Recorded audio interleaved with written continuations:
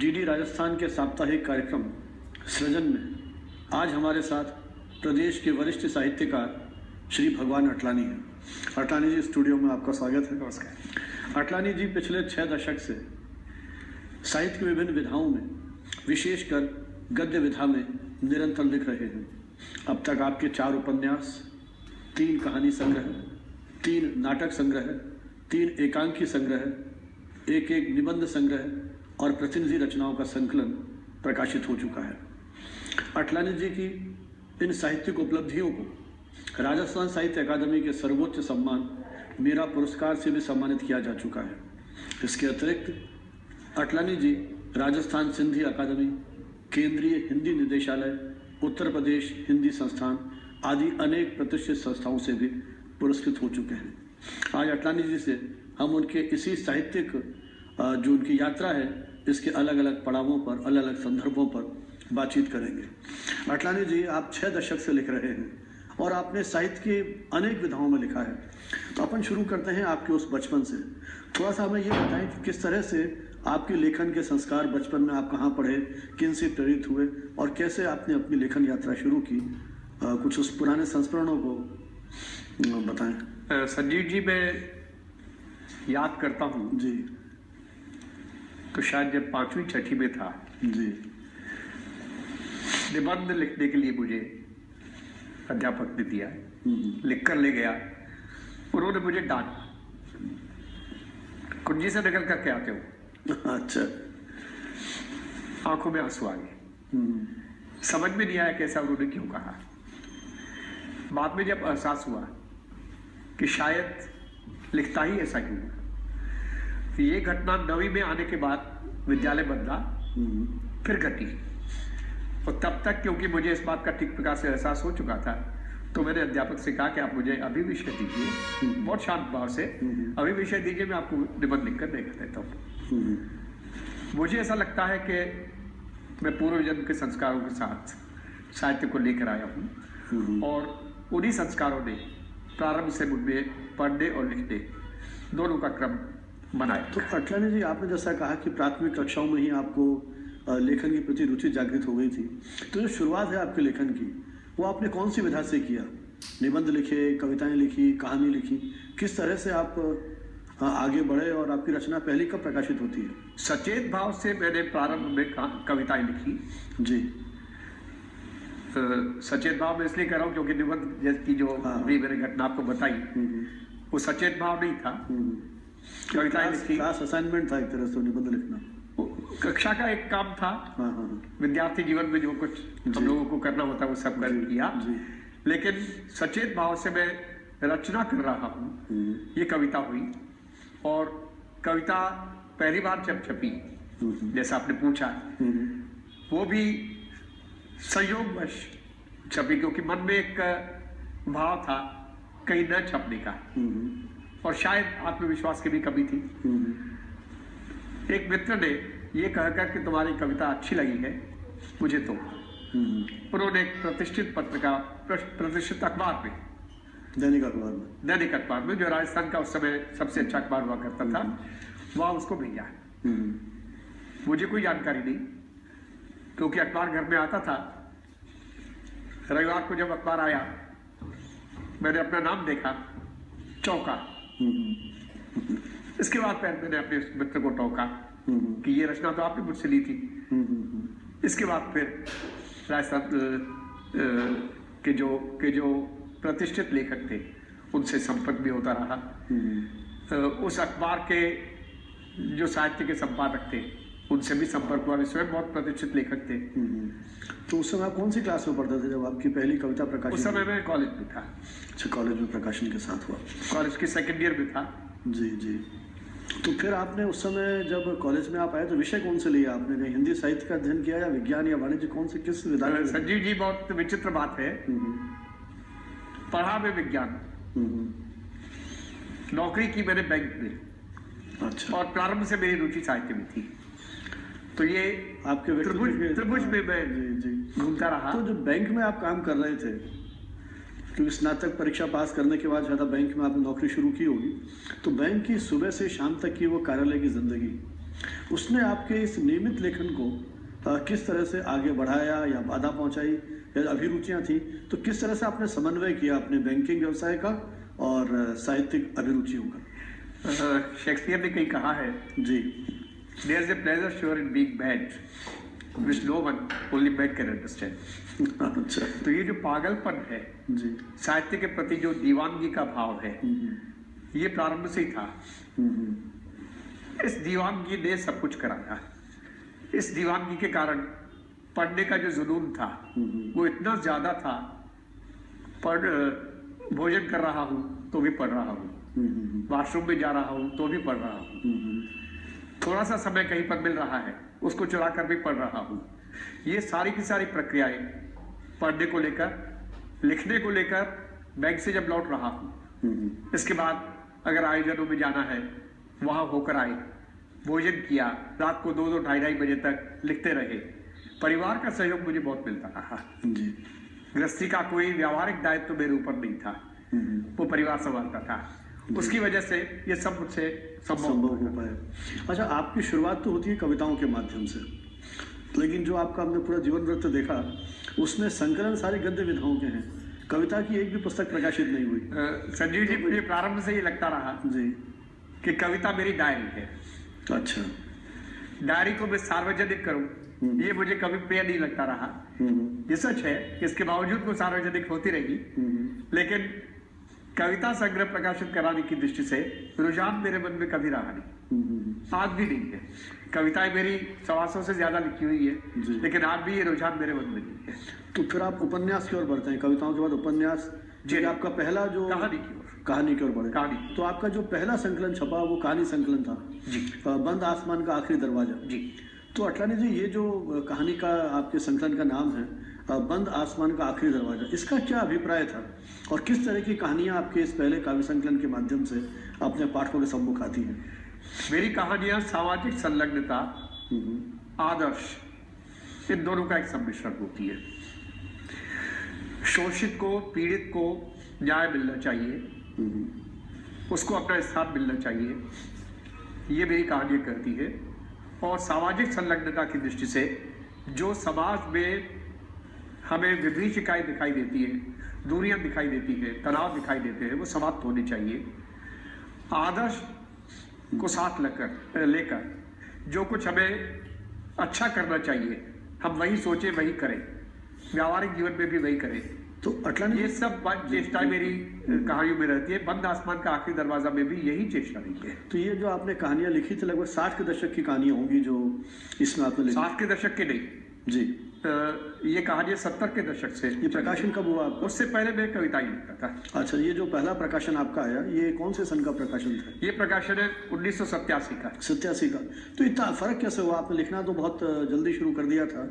और संजीव जी, मैं हमेशा ही मानता रहा हूँ और शायद ये जो पुख्ता सोच है उसने मेरे विकास में बहुत सहयोग दिया है। जल्दी नहीं करनी चाहिए चपड़ी की, सायास अनायास कैसा भी नहीं। मेरी ओर से कोई प्रयत्न नहीं हुआ जी। 1987 में जब ये संग्रह आया, राजस्थान साहित्य अकादमी ने प्रकाशन सहयोग दिया। प्रकाशन सहयोग जिन जिन को मिला उनकी सूचनाएं प्रकाशकों के पास पहुंची। प्रकाशक ने सीधा मुझसे संपर्क किया और ये जानकर आपको और अच्छा लगेगा, पहली किताब से लेकर अंतिम किताब तक एक भी किताब मेरी ऐसी नहीं है जिसमें मुझे एक मुश्त भुगतान या रॉयल्टी न मिली हो। जबकि हमें कई बार ऐसे मामले प्रकाशक और लेखक के बीच काफी प्रकाशक पैसा लेकर काफी द्वंद्व और संघर्ष रहता है, लेकिन मेरे मामले में पहली किताब से ही ऐसा कुछ होता रहा है। तो आपके 3 कहानी संग्रह होते हैं, मोह, भंग और इच्छा।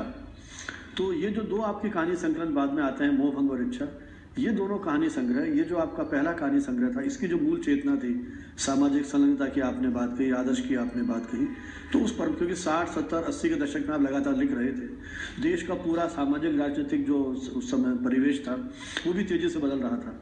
तो उस सारे दौर में किस तरह की कहानियां में आपका मूल रूप से मन रचा बसा? कुल मिलाकर जो अंतर्दृष्टि थी उसकी चर्चा तो मैंने अभी की ही है। जी। सामाजिक दृष्टि से, राजनीतिक दृष्टि से, देश की परिस्थितियों की दृष्टि से जो परिवर्तन देखते रहे, उनका प्रभाव स्वाभाविक रूप से व्यक्ति के नाते हमारे ऊपर भी पड़ता है। वो हमारी रचनाओं में भी परिलक्षित होता है। वो परिलक्षित होता रहा, वो विकास मेरी कहानियों में भी दिखाई देता है। साहित्यिक दृष्टि से जो रुझान, जो परिवर्तन, जो धाराएं जी समय समय पर सामने आती रही है, उनका प्रभाव भी होता रहा है। यही कारण है कि मेरी कुछ कहानियां हैं जो शुद्ध रूप से कथोपकथन शैली में लिखी हुई है। कुछ कहानियां हैं जिनमें एक भी संवाद नहीं है। नए प्रयोग भी किए आपने, नए प्रयोग हुए हैं जी। कुछ कहानियां हैं जो महिला पात्रों को की ओर से लिखी गई है।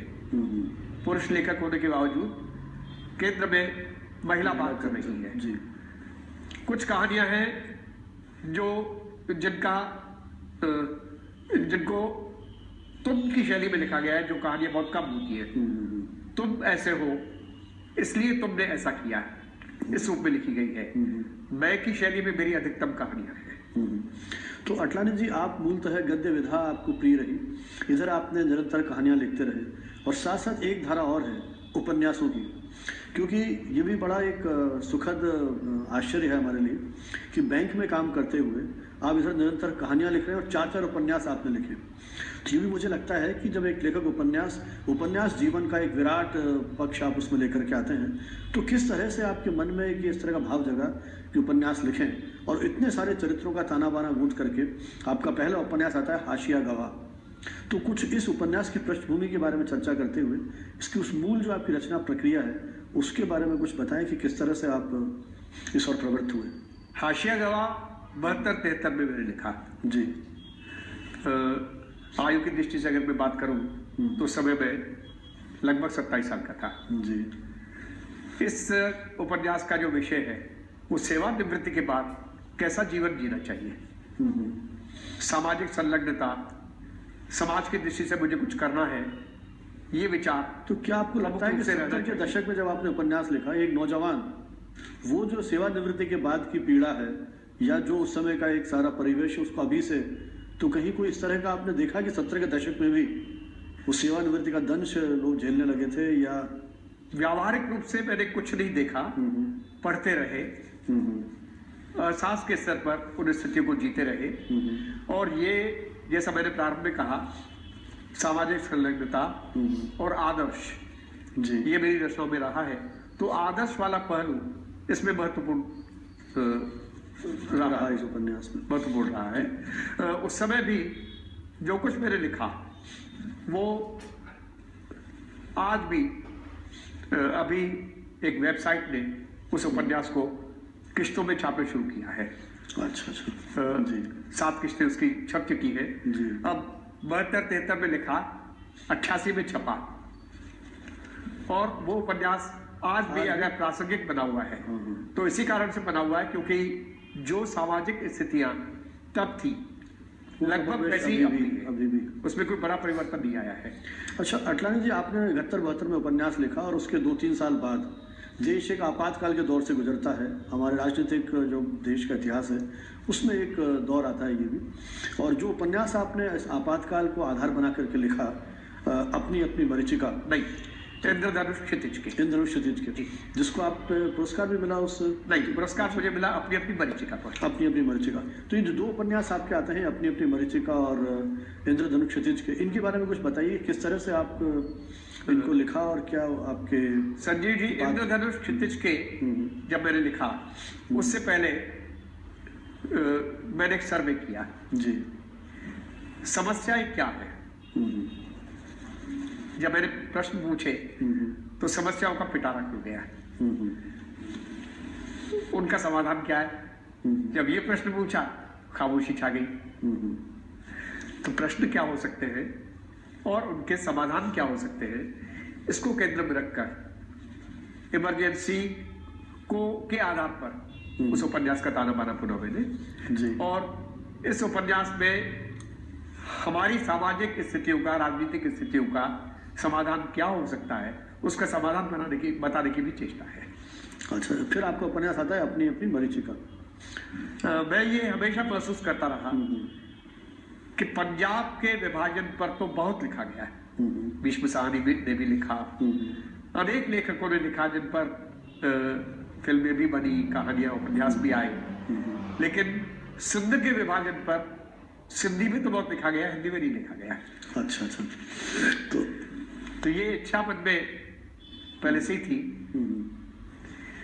सिंधी समाज के बारे में अब इसको हम लोग अनुचित प्रशंसा कहे या वास्तविकता कहे, लेकिन किसी भी आयोजन में कोई भी राजनेता अगर आकर बात करता है तो सबसे पहले ये कहता है कि आप लोग बहुत मेहनती लोग हैं। जहाँ से आपने शुरुआत की थी और जहाँ आप पहुंचे हैं, अपनी मेहनत के बूते पर पहुंचे हैं। ये सच भी है। उसके साथ अन्य कई पहलू जुड़े हुए हो सकते हैं, लेकिन ये जो मेहनत का जज्बा है,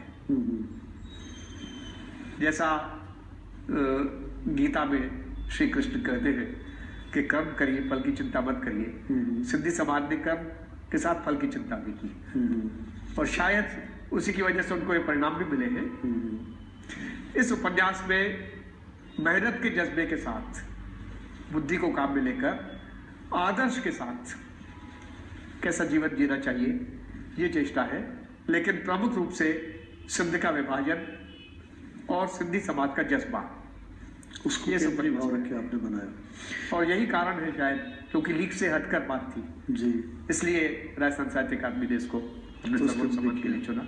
जी, अटलानी जी, आप नाटक विधा की ओर भी बढ़ते हैं, तो ये कहानी, उपन्यास, फिर नाटक लिखने की ओर जो आपकी एक प्रेरणा हुई, इसके पीछे कोई पृष्ठभूमि थी, कोई विशेष कारण थे, या कैसे आपने नाटक को भी एक विधा के रूप में, और साथ ही एकांकी भी बात करूं, क्योंकि एकांकी और नाटक दोनों विधाओं में आपने लिखा कुछ? कविता, कहानी, उपन्यास, नाटक, एकांकी, निबंध, जी, जो कुछ मुझे छूता है, कौन सी विधा में उसको सबसे ज्यादा अच्छे ढंग से मैं अभिव्यक्त कर सकता हूं, ये मेरा आधार होता है। आरोपित नहीं होता। मुझे कहानी लिखनी है इसलिए मैं इस विषय पर कहानी लिख दूं, या नाटक लिखना है, एकांकी लिखनी है इसलिए इस विषय पर लिख दूं, ऐसा नहीं। जो कथ्य मेरा है वो इस विधा की दृष्टि से उपयुक्त है या नहीं है, वो मेरा आधार बनता है। पालतू जो मेरा पहला पूर्णांकी नाटक था जी, जिस पर केंद्रीय हिंदी निदेशालय ने वर्ष की सर्वश्रेष्ठ 5 पुस्तकों में से एक का राष्ट्रपति पुरस्कार दिया था जी, वो भी विधागत दृष्टि से प्रयोग करते हुए मंच को क्या हम लाइट्स की दृष्टि से, साउंड की दृष्टि से, जो विधागत दृष्टि से मंच को ध्यान में रखकर हो सकता है, उस दृष्टि से कैसा नाटक होना चाहिए। ये सभी नाटकों की विशेषता है आपके कि मंच के लिए भी उतने ही अनुकूल थे। जी, मंच के लिए पूरी तरह अनुकूल है, मंचित हो चुके हैं नाटक। जी जी, तो आप स्वयं भी नाटक में कभी आपने अपने विद्यार्थी जीवन में या भाग लिया? कलाकार विद्यार्थी जीवन में भी भाग लिया और बाद में एक बैंक में रहते हुए बैंक कर्मचारियों के लिए संस्था भी बनाई थी। अच्छा, उस संस्था की ओर से भी नाटक होते रहे और संस्था ने कुछ मेरे नाटक भी मंचित किए। लेकिन सबसे महत्वपूर्ण बात यह थी कि 82-83 के दौर में 2 वर्षों के लिए, फिर उस समय की सबसे अच्छा जो दैनिक था, उसके रविवारी परिशिष्ट में मेरा साप्ताहिक स्तंभ था, जिसमें जयपुर में जो नाटक मंचित होते थे जी, उन नाटकों की मैं समीक्षा लिखता था जी। तो स्वाभाविक रूप से बहुत सारे नाटक देखने का मौका मिला। तो आपका पहला नाटक है वो कब प्रकाशित हुआ? ये नाटक आया 88 में। अच्छा, इस नाटक के बारे में कुछ बताइए कि इसकी क्या पृष्ठभूमि रही और क्या प्रयोग नहीं किया? लीग से बिल्कुल हटकर मेरा जीवन जैसा नहीं रहा, जैसा उपन्यास के बारे में मैंने कहा वैसा ही इस नाटक के बारे में भी कहूँ। लेकिन जैसा मैं देखता रहा समाज में, प्रथम प्रणय संबंध, लड़का हो या लड़की हो, उसमें ईमानदारी का भाव रहता है। ये भावना मन में रहती है कि हम विवाह करेंगे, निभाएंगे एक दूसरे के साथ। किसी कारण से अगर पहला संबंध टूटा तो फिर ईमानदारी का भाव भी लगभग समाप्त हो जाता है, शरीर महत्वपूर्ण हो जाता है। जब इस क्रम से गुजरते हुए संयोगवश एक लड़का और एक लड़की ऐसे मिले जो दोनों इस प्रकार के अनुभव से गुजर चुके हो, तो फिर बोल भाव शुरू होता है मन में। प्रत्यक्ष रूप से तो वे प्रेम दिखा रहे होते हैं, लेकिन मुझे जीवन में इस रिश्ते से लाभ मिलेगा कि नहीं मिलेगा, ये बोल भाव शुरू होता है। सेटल होने की बात तो एक उम्र के बाद सबके मन में आती ही है। तो ऐसे में लड़का लड़की को या लड़की लड़के को पालतू बनाने की चेष्टा करते हैं, अनिच्छा के बावजूद। वो विवाह नहीं करना चाहता, दूसरा पक्ष विवाह करना चाहता है, लेकिन विवश होकर उसको विवाह करना पड़ता है। इसीलिए इसका शीर्षक पालतू दिया है। अच्छा अटलानी जी, आपने बहुत सारे कहानी, उपन्यास, नाटक और एकांकी लिखे हैं। निश्चित रूप से एक लेखक के रूप में आपने अपने समाज को बहुत निकटता से देखा और उन संवेदनाओं को भी महसूस भी किया। बहुत सारे पात्रों की रचना एक लेखक करता है। आपको अपने संपूर्ण साहित्य में कोई एक ऐसा पात्र लगता है जहां आप ये महसूस करते हो कि भगवान अटलानी उसके बहुत निकट है, या कहीं उसके माध्यम से अपनी बात आप बहुत ही, कहीं आपको एक संतुष्टि मिलती है कि मैंने इसके माध्यम से बात कही? संजय जी, जो कुछ मैं लिखता हूँ, जैसा मैंने बीच में कहीं कहा, कथ्य मुझे छूता है तो लिखता हूँ।